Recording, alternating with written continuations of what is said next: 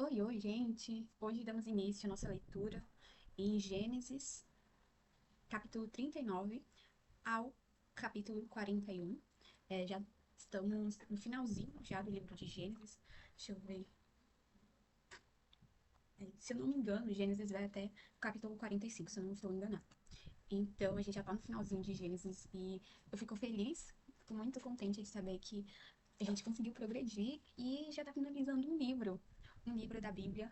E isso é motivo de muita comemoração, também de gratidão ao Senhor por Ele ter acompanhado a gente nesse processo, por Ele estar acompanhando a gente nesse processo, a gente conseguir aprender da palavra dele nesse caminho. Se a gente for olhar o histórico, por isso que eu gosto do mapa mental, porque dá pra gente ver o que, que a gente aprendeu, o que, que a gente leu e refletir com aquilo, sabe? Mostra a nossa progressão. Estou muito feliz. Então é isso, vamos orar para iniciar a leitura do capítulo 39. Então, vamos lá. Senhor, meu Deus, nosso Pai, nos colocamos diante da Tua presença neste momento para te agradecer por mais um dia na Tua presença. Senhor, queremos te convidar a fazer parte desse momento, a se fazer presente conosco, a se fazer presente conosco, Senhor. Dê orientação e nos instrui à luz da Tua palavra, que possamos aprender mais de Ti e termos o caráter que o Senhor quer que tenhamos a partir do aprendizado da Tua palavra. Senhor, eu te agradeço por mais um momento aqui, Senhor. Eu apresento diante de Ti. Senhor, eu peço para que o Senhor venha abrir o meu entendimento, me dá sabedoria para que eu venha aprender mais da Tua palavra, para que eu venha aprender mais de Ti, Senhor. Me coloco disposta, Senhor, a ouvir o que o Senhor tem para minha vida e o que o Senhor tem também para a vida de cada pessoa que está assistindo esse vídeo. Senhor, venha nos capacitar, venha nos orientar e nos dar entendimento, que possamos crescer a partir da Tua palavra. É assim que eu te oro e te apresento este momento. No nome do Senhor Jesus. Amém. Amém. Deixa eu fechar aqui a porta.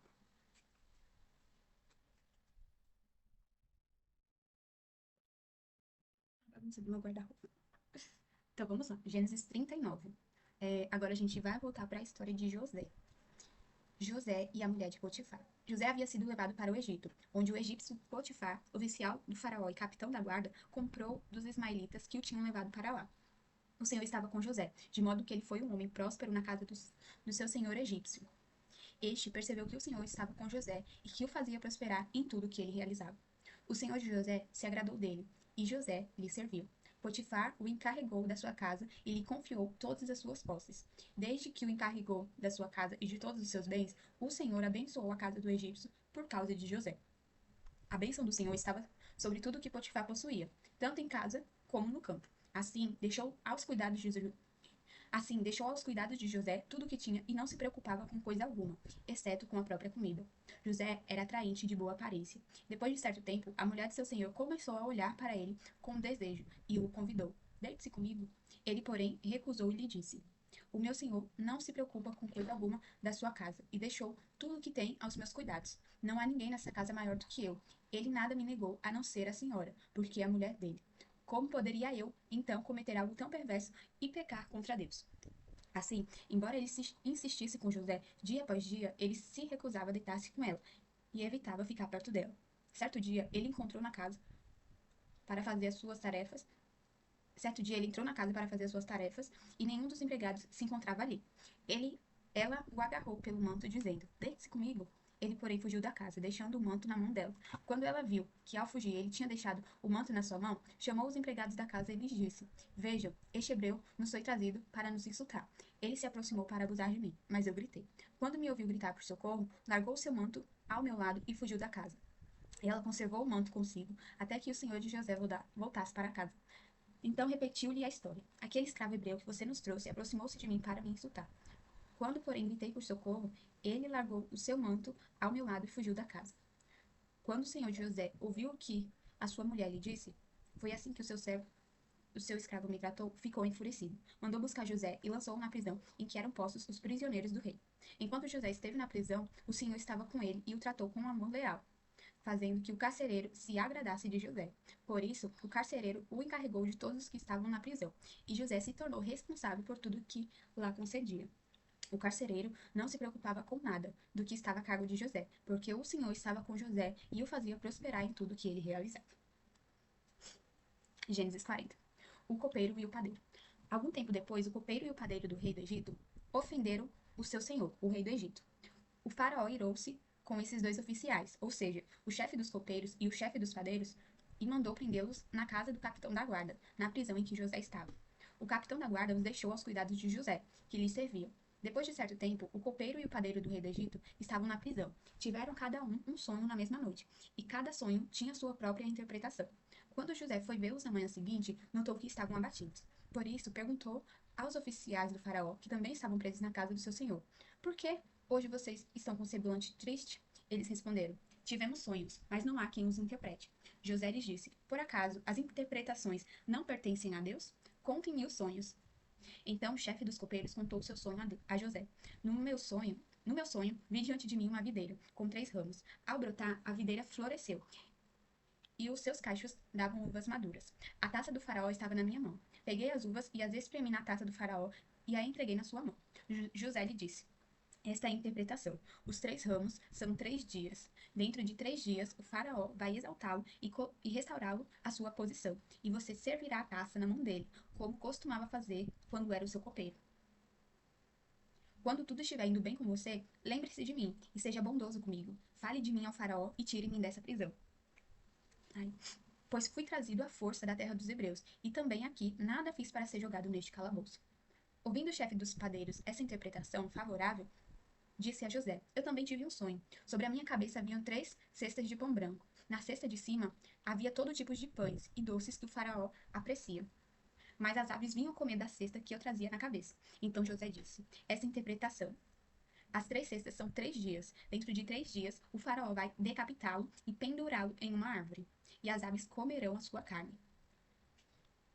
3 dias depois era o aniversário do faraó, e ele ofereceu um banquete a todos os seus oficiais. Na presença deles, reapresentou o chefe dos copeiros e o chefe dos padeiros. Restaurou o chefe dos copeiros à sua posição, de modo que ele voltou a ser aquele que servia a taça do faraó, mas mandou enforcar o chefe dos padeiros, como José lhes dissera na sua interpretação. O chefe dos copeiros, porém, não se lembrou de José. Ao contrário, esqueceu-se dele. Gênesis 41. José interpreta os sonhos do faraó. 2 anos depois, o faraó teve um sonho. Ele estava em pé junto ao rio Nilo, quando saíam do rio 7 vacas, belas e gordas, que começaram a pastar entre os juncos. Depois saíram do rio mais 7 vacas, feias e magras, que foram para junto das outras, à beira do Nilo. Então as vacas feias e magras comeram as 7 vacas belas e gordas. Nisso, o faraó acordou. Tornou a adormecer e teve outro sonho. 7 espigas de cereal, graúdas e boas, cresciam do mesmo talo. Depois delas, brotaram outras 7 espigas, mirradas e ressequidas pelo vento leste. As espigas mirradas engoliram as 7 espigas graúdas e cheias. Então o faraó acordou. Era um sonho. Pela manhã, perturbado, mandou chamar todos os magos e sábios do Egito e lhes contou os sonhos. Mas nenhum deles foi capaz de interpretá-los. Então o chefe dos copeiros disse ao faraó: Hoje me dou conta do erro que cometi. Certa vez o faraó ficou irado com 2 dos seus servos e mandou prender-me com o chefe dos padeiros, na casa do capitão da guarda. Uma noite, cada um de nós teve um sonho, e cada sonho tinha uma interpretação. Havia lá conosco um jovem hebreu, servo do capitão da guarda. Contamos a ele os nossos sonhos, e ele os interpretou, dando a cada um de nós a interpretação do próprio sonho. Tudo aconteceu exatamente como a interpretação que ele nos deu. Eu fui restaurada à minha posição, e o outro enforcado. O faraó mandou chamar José, que foi trazido depressa do calabouço. Depois de se barbear e trocar de roupa, apresentou-se ao faraó. O faraó disse a José: Tive um sonho que ninguém consegue interpretar. Ouvi falar que você, ao ouvir um sonho, é capaz de interpretar. José lhe respondeu: Longe de mim. É Deus quem dará ao faraó uma resposta favorável. Então o faraó contou o sonho a José. Sonhei que eu estava em pé à beira do, à beira do Nilo, quando saíram do rio 7 vacas belas e gordas começaram a pastar entre os juncos. Atrás delas saíram outras 7, raquíticas, muito feias e magras. Nunca vi vacas tão feias em toda a terra do Egito. As vacas magras e feias comeram as 7 vacas gordas que tinham aparecido primeiro. Mesmo depois de havê-las comido, não parecia que o tivesse feito, pois continuavam feias como antes. Em seguida, acordei. Ainda vi no meu sonho 7 espigas de cereal graúdas e boas, que cresciam de um mesmo talo. Depois delas brotaram outras 7 espigas de cereal mirradas e ressequidas pelo vento leste. As espigas mirradas engoliram as 7 espigas boas. Contei isso aos magos, mas nenhum deles foi capaz de me explicar. O faraó teve um único sonho, disse José. Deus revelou ao faraó o que ele está para fazer. As 7 vacas boas são 7 anos, e as 7 espigas boas são também 7 anos. Trata-se de um único sonho. As 7 vacas magras e feias que surgiram depois das outras, e as 7 espigas mirradas ressequidas pelo vento leste, são 7 anos. Serão 7 anos de fome. É exatamente como eu disse ao faraó. Deus mostrou ao faraó aquilo que ele vai fazer. 7 anos de muita fartura estão por vir sobre toda a terra do Egito, mas depois virão 7 anos de fome. Então, todo o tempo de fartura na terra do Egito será esquecido, pois a fome arruinará a terra. A fome que virá depois será tão perigosa que o tempo de fartura na terra não será mais lembrado. O sonho veio ao faraó 2 vezes, porque a questão já foi decidida por Deus, que se apressa em realizá-lo. Por isso, faraó, procure um homem criterioso e sábio, e encarregue-o de administrar a terra do Egito. O faraó também deve nomear supervisores para recolher 1/5 da colheita do Egito durante os 7 anos da fartura. Eles deverão recolher todo o mantimento que puderem nos anos bons que virão e fazer estoques de grão que, sob o controle de faraó, serão armazenados nas cidades. Esse estoque de mantimento servirá de reserva para os 7 anos de fome que virão sobre o Egito, para que a terra não seja arrasada pela fome. O plano pareceu bom ao faraó e a todos os seus oficiais. Por isso, Faraó lhe perguntou: será que vamos achar alguém como este homem, em quem está o Espírito de Deus? Então Faraó disse a José: uma vez que Deus lhe revelou todas essas coisas, não há ninguém tão criterioso e sábio como você. Você será encarregado da minha casa, e todo o meu povo acatará suas ordens. Somente em relação ao trono serei maior que você. José, governador do Egito. O faraó prosseguiu: entrego a você agora o comando de toda a terra do Egito. Em seguida, o faraó tirou do dedo seu anel oficial e o colocou no dedo de José. Ele o vestiu com roupas de linho fino e lhe colocou no pescoço uma corrente de ouro. Também fez subir da carruagem do vice-regente, que lhe pertencia. À frente iam gritando: ajoelhem-se! Assim, José foi posto no comando de toda a terra do Egito. Faraó disse ainda a José: eu sou o faraó, mas sem a sua palavra ninguém poderá levantar a mão nem o pé em todo o Egito. O faraó deu a José o nome de Zafenat-Peneia e lhe deu por mulher Asenate, filha de Potífera, sacerdote de On. Depois, José viajou por toda a terra do Egito. José tinha 30 anos de idade quando se apresentou diante do faraó, rei do Egito. Ele se ausentou da presença do faraó e foi percorrer todo o Egito. Durante os 7 anos de fartura, a terra produziu em abundância. José recolheu todo o mantimento dos 7 anos de fartura do Egito e os armazenou nas cidades. Em cada cidade, ele armazenava o mantimento produzido nos campos das redondezas. Assim, José estocou grãos como a areia do mar. Tal era a quantidade que ele parou de contabilizar, porque ia além de toda medida. Antes dos anos de fome, Asenate, filha de Potifra, sacerdote de On, deu a José 2 filhos. Ao primeiro, José deu o nome de Manassés, dizendo: Deus me fez esquecer de todo o meu sofrimento e de toda a casa do meu pai. O segundo chamou de Efraim, dizendo: Deus me fez crescer na terra onde tenho sofrido. Assim chegaram a fim os 7 anos de fartura no Egito, e começaram 7 anos de fome, como José tinha predito. Houve fome em todas as terras, mas em todo o Egito havia alimento. Quando todo o Egito começou a sofrer com a fome, o povo clamou ao faraó por alimento, e este respondeu a todos os egípcios: dirijam-se a José e façam o que ele disser. Quando a fome já se havia espalhado por toda a terra, toda a face da terra, José mandou abrir os locais de armazenamento e começou a vender grãos aos egípcios, pois a fome se agravava em todo o Egito. De toda a terra vinha gente ao Egito para comprar grãos de José, porque a fome se agravava em toda a parte. Gente do céu, meu irmão, que palavra linda!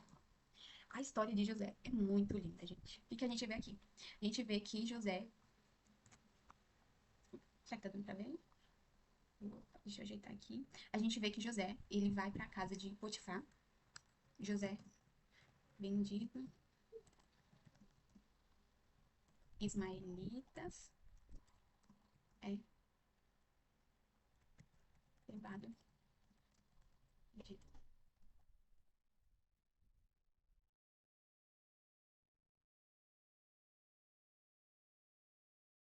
O que a gente vê primeiro? A gente vê que José, ele é vendido pelos seus irmãos para os ismaelitas, e os ismaelitas, eles vendem José para Potifar.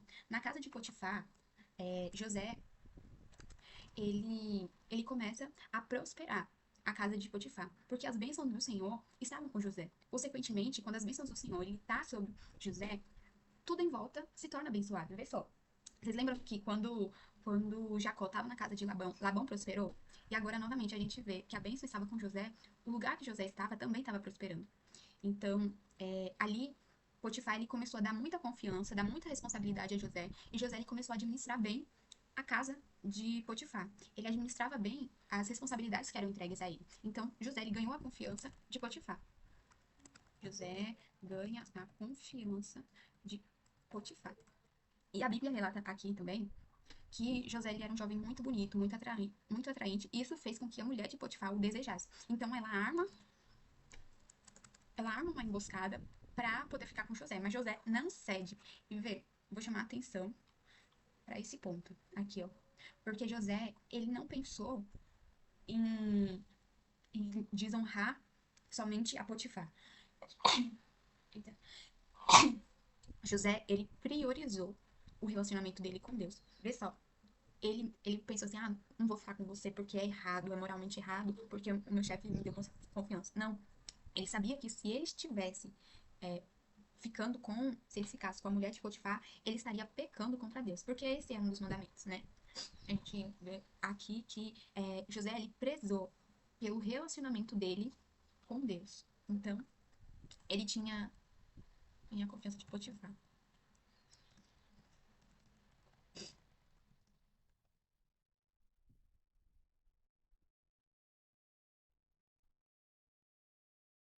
Deixa eu colocar aqui, mulher de Potifar, há uma emboscada para José, que, temente a Deus,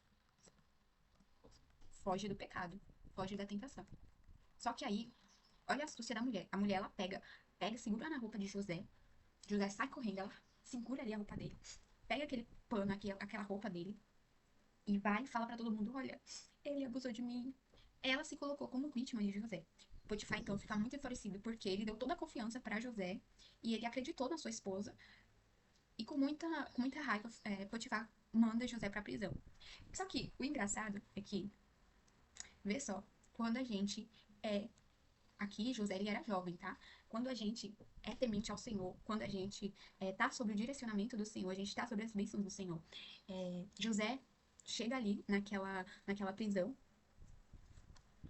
Chegou mais. Isso. José, ele chega na prisão e ele conquista a confiança do carcereiro. Olha só como que as coisas de Deus é perfeitas. José, mesmo na prisão, ele também administrava bem, independente do lugar que ele estava. Se ele estava na casa de Potifar ou se ele estava dentro de uma prisão. Ele servia com excelência, ele servia com responsabilidade. O que entregavam na mão dele, ele dava confiança e ele entregava com excelência. Tanto que ele conquistou a confiança do carcereiro. O carcereiro deu aquela cela, acredito, vamos dizer assim, aquela penitenciária nas mãos dele. Então ele podia gerenciar, ele podia cuidar daquilo, porque ele conseguiu esse voto de confiança. Imagina um preso conseguir, olha só, tamanha graça do Senhor na vida de José. José, você mesmo preso, um presidiário, conquistar a confiança de um carcereiro. E ali ele serviu muito bem. E um dia, algum tempo depois, naquela prisão, um copeiro e um padeiro vão para aquele lugar e os dois eles têm um sonho. E José percebeu que eles estavam muito tristes e José perguntou o que eles tinham. Esses carcereiros dizem que tiveram um sonho. E José fala assim, olha, Deus ele pode dar interpretação. Então esse é um dos pontos que a gente pode aprender aqui. Que, ó, por acaso as interpretações não pertencem a Deus? Esse é um dos pontos. Quando a gente tiver um sonho, é importante a gente apresentar ao Senhor e pedir a Ele a interpretação. Porque todas as interpretações, elas pertencem ao Senhor. Pessoal. E ele o Senhor dando interpretação aqui no texto pra gente, olha, pertence ao Senhor. Então, quando a gente orar, vamos pedir para o Senhor nos dar interpretação, porque pertence a Ele. E, deixa eu ver, mulher de Potifar, uma emboscada para José, que temente a Deus, sorte da tentação e é preso. Na prisão, José conquista também a confiança e recebe a responsabilidade de administrar a, a cadeia.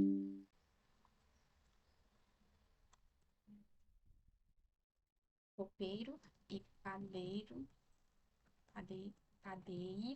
de Faraó tem um sonho. E José interpreta de acordo com.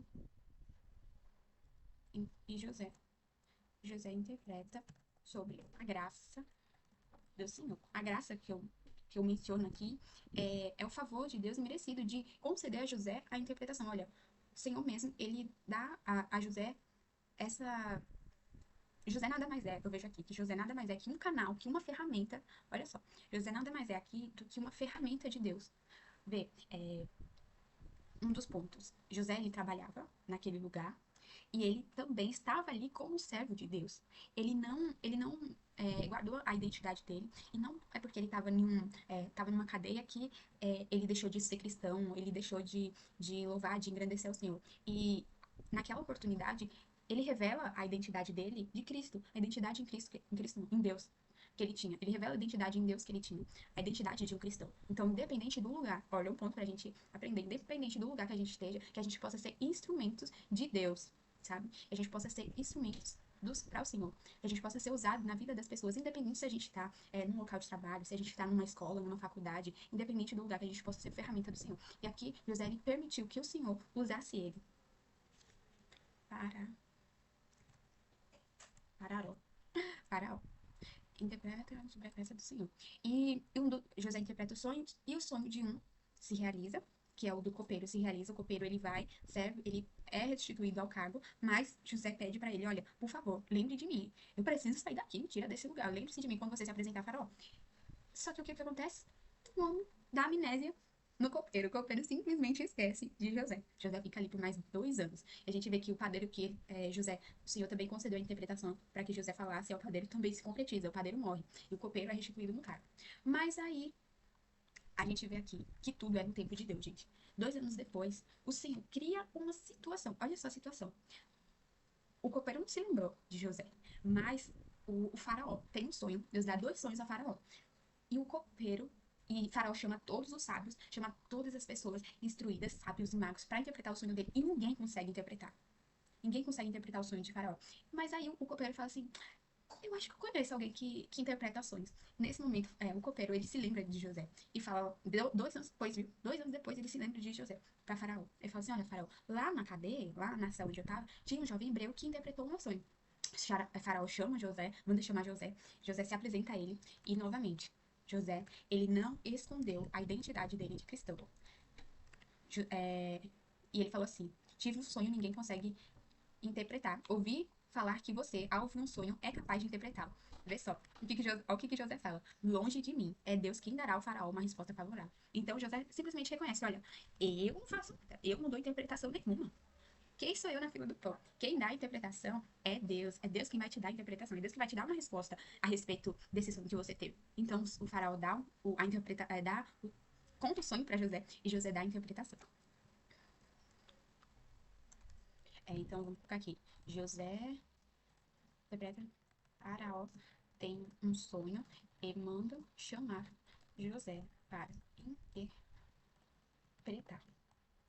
Então, aqui novamente a gente vê José sendo usado, sendo instrumento do Senhor, independente com quem ele estava falando, independente do lugar. Faraó, pronto, enfim, voltando.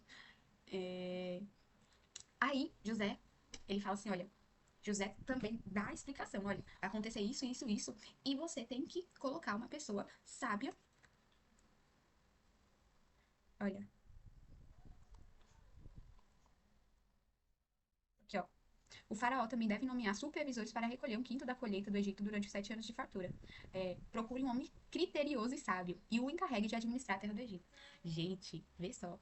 José falou para ele: olha, você tem que procurar alguém para administrar a terra durante o tempo de fartura, né? Porque, de acordo com o sonho, haveriam 7 anos de fartura e 7 anos de seca, de crise financeira, de crise econômica naquele lugar. E José dá então a orientação para que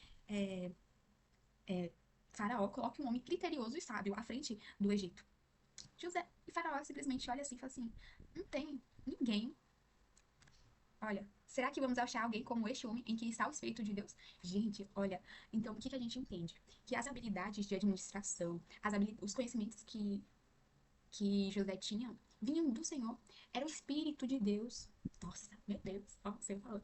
Era o Espírito de Deus que operava em José. Então, a graça de José administrar bem aquele lugar provinha de Deus. Então, a gente pode pedir que Deus é o nosso Pai, para que o Senhor ele conceda a gente sabedoria, para que o Senhor ele conceda o Espírito dele em nossas vidas, para que a gente, tudo quanto a gente assumir de responsabilidade, tudo que a gente for propor a fazer, que que o Espírito do Senhor possa estar nos orientando, possa estar nos dando interpretação, possa nos estar dando conhecimento, porque tudo provém dele. Ele que é a fonte, entendeu? E José fala assim, Faraó diz assim: quem, quem é o homem como este, em quem está o Espírito de Deus? Então, uma vez que Deus lhe revelou todas essas coisas, não há ninguém tão criterioso e sábio como você. Você será encarregado da minha casa. e o meu povo acatará as tuas ordens. Vê só, o Espírito de Deus estava em José. Então não havia ninguém mais criterioso e sábio como ele. Então que a gente possa constantemente pedir ao Senhor o Espírito dele, que o Espírito do Senhor esteja na nossa vida, nos guiando, nos capacitando, nos direcionando, porque isso torna, isso permite que a gente acesse lugares que, que outrora não são acessíveis, sabe?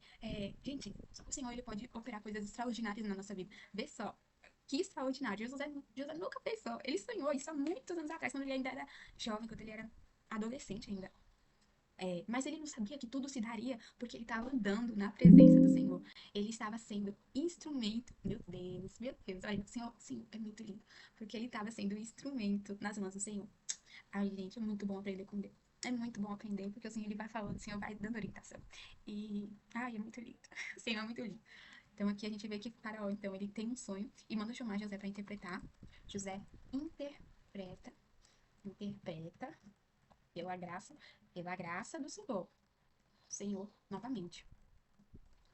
Faraó o coloca como responsável por todo o Egito. Então, depois de Faraó, era José. Todo mundo tinha que seguir as ordens, as orientações de José. Depois de Faraó, gente, no Egito, imagina ter um rei e você que não é nada, exatamente nada. José não era nada. Imagina se ali, ó, abaixo do rei.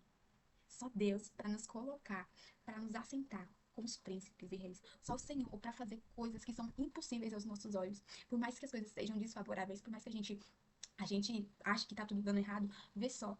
Os irmãos de José, na verdade, não. Quando jogaram ele ali na. Olha, nossa, é muito lindo. Quando os irmãos de José jogaram ele ali. Vocês lembram, né? Quando os irmãos dele jogaram ele ali no poço. Não quero o nome. A gente viu. Na cisterna. Quando os irmãos dele jogaram ele na cisterna, os irmãos deles acharam. E José também deve ter achado que tinha acabado a vida dele. Tanto que ali na cela ele fala assim para o copeiro: olha, eu já tô aqui há 2 anos. Eu tô aqui injustamente. José ele achava que ele tava ali por um erro. Que tudo tava dando errado na vida dele. Vê só. Mas na verdade, quando os irmãos dele jogaram ele naquela cisterna, quando aquela coisa desfavorável, aquele acontecimento que aos olhos de José era desfavorável, na verdade estava impulsionando ele para o propósito. Gente, é muito lindo o trabalhar de Deus. O Senhor, ele faz com que coisas inexplicáveis se tornem explicáveis, sabe? E a forma como Deus trabalha, eu posso falar que é absurda e maravilhosa. Porque quando ele achou que estava tudo perdido, ele na verdade estava sendo impulsionado para aquele lugar. Lembra que ele tinha sonhado? Gente, é muito linda a forma como Deus trabalha e é muito maravilhoso. E eu vou refletir mais sobre isso, porque, nossa, principalmente agora sobre essa questão de ser impulsionado. Como que a gente pode olhar para as adversidades como uma forma da gente ser impulsionado ao nosso propósito, sabe? Como que as coisas. Olha, a palavra do Senhor mesmo diz. A gente escuta que todas as coisas cooperam para o bem daqueles que amam a Deus. Todas as coisas. Gente, eu peço perdão, o vídeo cortou. Tava aqui falando. Quando eu fui ver o computador, travou e desligou. Só assim. Mas, enfim, é isso. Eu nem sei mais aonde que eu tava. Ah, pronto. Acho que aqui a gente finaliza. Então, que a gente possa meditar mais nessa palavra. Essa palavra maravilhosa. Gente, Jesus, olha, que livro maravilhoso. É, e como que essa história tem para ensinar? José era um jovem temente a Deus. Um jovem que priorizou, que firmou o caráter dele em Deus, e um jovem que ele foi impulsionado para o propósito. É, José, ele foi tudo que aconteceu na vida dele foi na verdade impulsionando ele para o lugar onde Deus queria colocá-lo, sabe?